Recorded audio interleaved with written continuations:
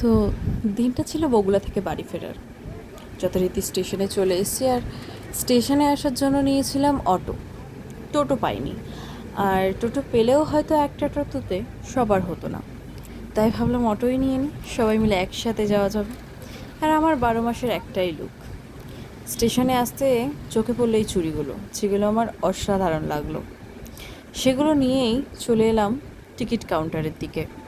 Ticket ঠিক কাটতে পারছিলাম না, মনে একটা দোনোমনো চলছিল, ট্রেনে যাব না বাসে।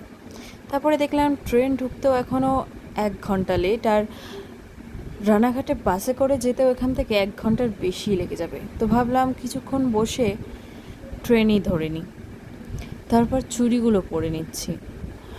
আমি ঠিক বুঝতে পারছি না চুড়িগুলো আমার হাতে ঠিক কতটা মানাচ্ছে। তোমরা একটু বলো তো, চুড়িগুলো কি সত্যি মানাচ্ছে?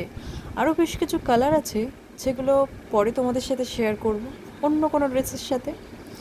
তো এই হচ্ছে ট্রেন। ট্রেনটা দেখে কেমন কামরাটা বেশি ছোট লাগছে না? হ্যাঁ, আসলে আমরা হ্যান্ডিক্যাপ না হয়েও হ্যান্ডিক্যাপের কামরায় উঠে গেছি। আসলে ওই যে হ্যান্ডিক্যাপরাও তো, সব হ্যান্ডিক্যাপরা তো আর হ্যান্ডিক্যাপের কামরায় ওঠে না, অনেকে তো নর্মাল বগিতেও উঠে যায়। তারপর নৈহাটিতে নেমে মনে হলো কিছু একটা শপিং করতে হবে, তাই চলে এলাম ভি-মার্টে। পুজোর সময় এখানে বেশ ভালোই ছাড় ছিল, যেগুলো পুজো চলে গেছে এখনও ছাড় নেই, তবে কিছু কিছু জিনিসের দাম বেশ কম, তাই এখানে এলাম শপিং করতে। যথারীতি বেশ কিছু শপিং করেও নিলাম। তারপরেই এখানে কাউন্টারে দাদা ধরিয়ে দিল একটা বড় লেন্থের বিল। তো কী কী কিনলাম সেগুলো দেখাবো পরের ভিডিওতে। আজকের মতো tata, bye bye, see you letter.